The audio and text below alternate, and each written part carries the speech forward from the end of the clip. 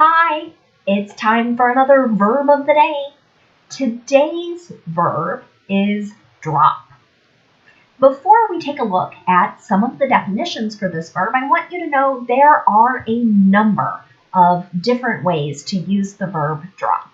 I've tried to pick out some of the more common or ones you are more likely to hear or see when you are reading. So let's take a look at our first definition. Drop can mean to fall vertically or to let something fall vertically. Right? So I always think of the dreaded, right? I don't want to drop my cell phone, right? And have the screen crack or break. A second way you might hear the verb drop used is to mean to fall in lower condition, degree, or value. So when I think of this particular definition, I think of the weather.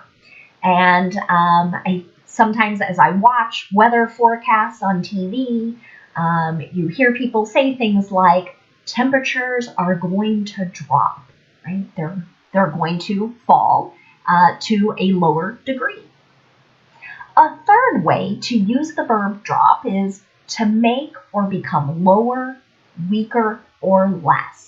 So in many ways, it's a bit similar to that last definition, but again, here we might be thinking of crowds, right, becoming less. A fourth way you might hear the verb drop used is to mean to discontinue a course of action. And discontinue is sort of a fancy way to say stop. So some services that are offered by businesses have been dropped during the pandemic. There just wasn't a need for them. You should know that drop is a regular verb.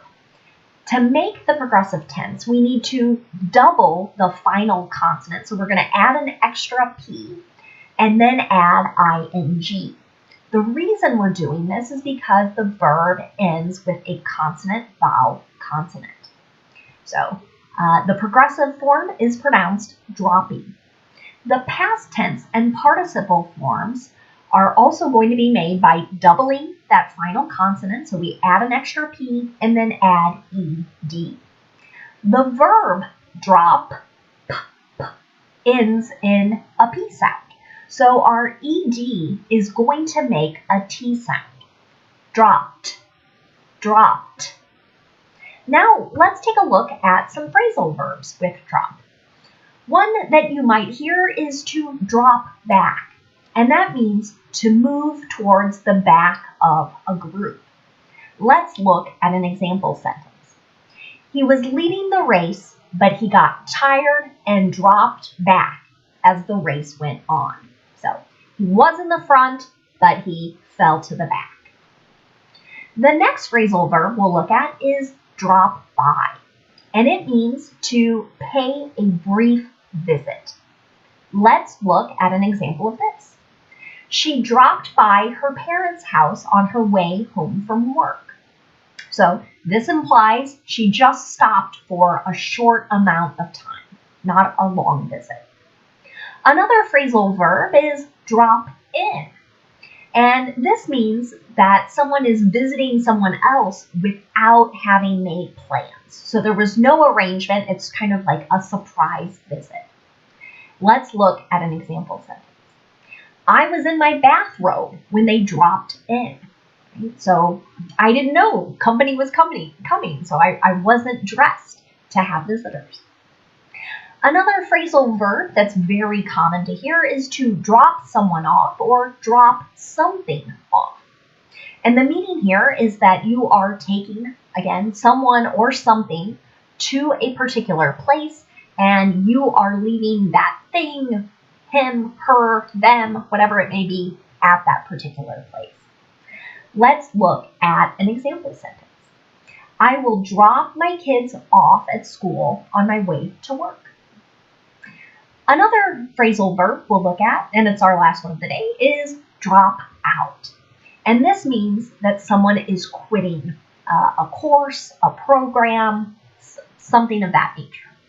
Here's an example. They dropped out of college when they got jobs. So they quit going to class, they quit being enrolled at that particular school. And I'm always hesitant to teach dropout because I never want any of my students to do this action, right? So keep learning and keep going to class. So now let's practice using drop. And today we're going to make requests, right? So we're asking someone to do something for us. And there are a number of different ways to do this. So we're going to look, we'll start with our less polite requests. And you'll notice when we're making a request, it's a question, right? We're not using the imperative and telling someone to do something. We're asking them to agree to it. Okay? So when we make a request, we're going to start with our modal, then we'll have our subject, and then the base verb. And it's going to be the same structure for our first two types of requests. So this less polite one and this slightly more polite request. Okay? So to make a request, you could say can, or you could use the modal will. Either of those are perfectly fine. I have two examples. Can you drop a piece of pie off at my house? Will you drop a piece of pie off at my house? Right? So will you bring a piece of pie and leave it at my house? Right? That's the first request. Right? Now let's look at the next set of requests. Could and would are considered slightly more polite. Right? So we could say, could you drop the kids off at school? We could say, would you drop the kids off at school? Okay. So again, the structure is the same. We have our modal, our subject, our base verb. Okay. And with both of these sets of requests, if someone wants to say yes to the request, they could say sure. You might hear certainly or of course, no problem, I'd be glad to. Okay. But if someone wants to say no to a request, you might hear them say, I'm sorry, but I can't. Or, I'm afraid I can't.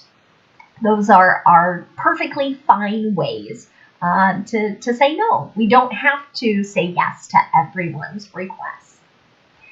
And the other thing I'll point out here is we could always add please at the end of these to, again, sort of increase the level of politeness with our requests. Finally, let's look at another way that people make requests. This is generally considered to be very polite. So to make this request, we're going to use the modal would, then we're going to have our subject, then we will use the word mind, and then the gerund form of the verb, so the ing form of the verb. Would you mind dropping by our house on Thanksgiving? Right? So here I'm asking someone to make a brief visit. And what might sound a little funny about this request is an affirmative answer might sound like no. So when I say, would you mind, I'm sort of asking, does it bother you? Is it an inconvenience for you, right? So if someone wants to say, yes, I'm going to drop by your house, right? They're going to answer the question, would you mind dropping by, with not at all. Or I'd be glad to. Of course not. No problem. Okay? However, if they don't want to agree to this request, they can always say, I'm sorry, I can't. I'm afraid I can't. So sometimes the not at all answer sounds funny to people. That sounds like a negative, but with this particular request, it's not. So now let's take a look at some words that are related to our verb drop. And the first word we're going to look at is just the noun form of this word. Like our verb, it can have a number of different meanings. I've picked out 5 that I think it's possible you have already heard or you might hear in the near future. So let's start and look at our first definition of the noun drop.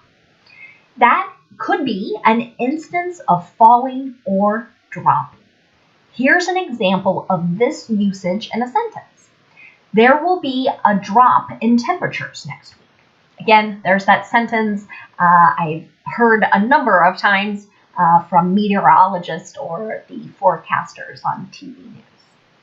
A second way you might hear the word drop is to mean a piece of candy or a lozenge. So you can think of a lozenge, maybe a type of medicine for people who have a cough or a sore throat. And that's going to be my example here. Do you need a cough drop? So again, we're talking about a small piece, even when it's medicine, it kind of looks like candy that goes in your mouth. A third definition for the noun drop is a small, round, or pear-shaped portion of liquid that hangs or falls. So here's an example of this. Do you feel raindrops? Right? So little bits, maybe it's just beginning to rain. A fourth way to use the noun drop is to mean a very small amount of liquid. So here is an example of this usage. There isn't a drop of coffee left, right? So all the liquid is gone from the coffee pot. A fifth way you might hear the noun drop used is to mean liquid medicine that is measured or applied in a very small amount. Okay? Here's an example of that usage. He needs some eye drops. Connected to this last meaning of the noun drop is the noun dropper. It is a short glass tube that is used for measuring out drops of medicine or liquids. And whenever I can, I love to bring in a picture to help us see that. So hopefully you can see my highlighter here pointing out this is a dropper. And an example of this usage in a sentence would be, use the dropper to give 2 drops in each eye. So again, if someone has an infection or some sort of issue, perhaps with the eyes, it could be another part of the body, right? We'll put drops in to help heal that. And this might be something people that have frequent eye issues might need to do. There are all kinds of different medicines that can be administered this way. Thanks so much for watching today's video. I hope you have a great day.